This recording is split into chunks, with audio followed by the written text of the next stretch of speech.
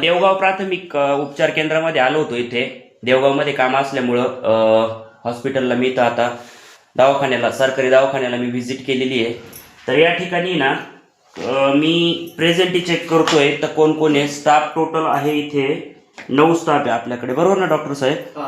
हा रजिस्टर मी 9 स्टाफचं मी तुम्हाला दाखवून देतो. तर आल्यानंतर आहे ना शुकशुकाटे सुनसुनाटे ते डॉक्टर साहेबांना विचारलं तर डॉक्टर साहेबांनी सांगितलं का आजच आहे ना म्हणे. तर विषय थोडा म्हणजे नाही आहे, पेशंट नाही आहे. तर दररोजच्या वेळेस पेशंट वगैरे असतात. मी याच्यासाठी आलो होतो. डॉग बाईट आहे का तुमच्याकडे? डॉग बाईट आहे साहेब? Snake bite?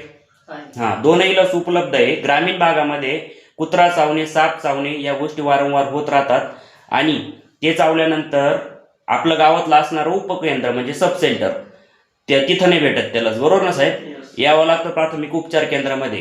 हां, इथं पण आहे ना अनागोंदी मोठ्या प्रमाणावर आम्हाला पाहायला मिळाली होती. त्याच्यामुळं आम्ही आमच्यासारख्या जागरूक नागरिकांनी ना या संदर्भात आवाज उठवून प्राथमिक उपचार केंद्र देवगाव झालं, त्याच्यानंतर तालुका स्तरावरचं लासलगाव ग्रामीण रुग्णालय झालं, निफाड झालं.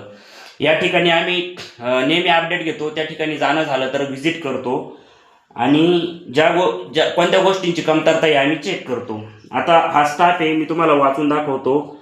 निर्भवणे, सोनवणे, जाधवे, गायखे, बेलसरे, मतकरे, कोल्हे, गव्हाणे, मुदगुले या स्टाफने उपस्थित राहिलं पाहिजे वेळच्या वेळी आणि दांड्या मारल्या नाही पाहिजे, टप्पे मारले नाही पाहिजे आणि आरोग्य विषयक सेवा ही चांगल्या प्रकारे दिली पाहिजे. कारण हे ना आता हे जे सरकारी सगळ्या यंत्रणा शेवटच्या घटकामध्ये बरं का डॉक्टर साहेब, व्हेंटिलेटरवर आहे सगळी व्यवस्था आपली.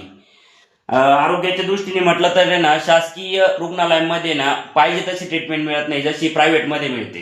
ॲज कम्पेअर टू तिथं प्रॅक्टिस करणाऱ्या डॉक्टरांना पगार पण कमी असावा. म्हणजे हॉस्पिटल मालक वेगळा आणि तिथं जी प्रॅक्टिस करतात डॉक्टर पगाराने असतात वगैरे त्यांना पगार कमी असेल. त्या तुलनेने सरकारी हॉस्पिटलमध्ये ना पगार हा व्यवस्थित असतो, जॉब सिक्युरिटी असते, त्याच्यानंतर पेन्शन असतं, 7वं वेतन एक सगळ्याच गोष्टी असतात सरकारी म्हटल्यानंतर. तर ही व्यवस्था आपल्याला वाचवायची, इथं कामं व्यवस्थित करायचे.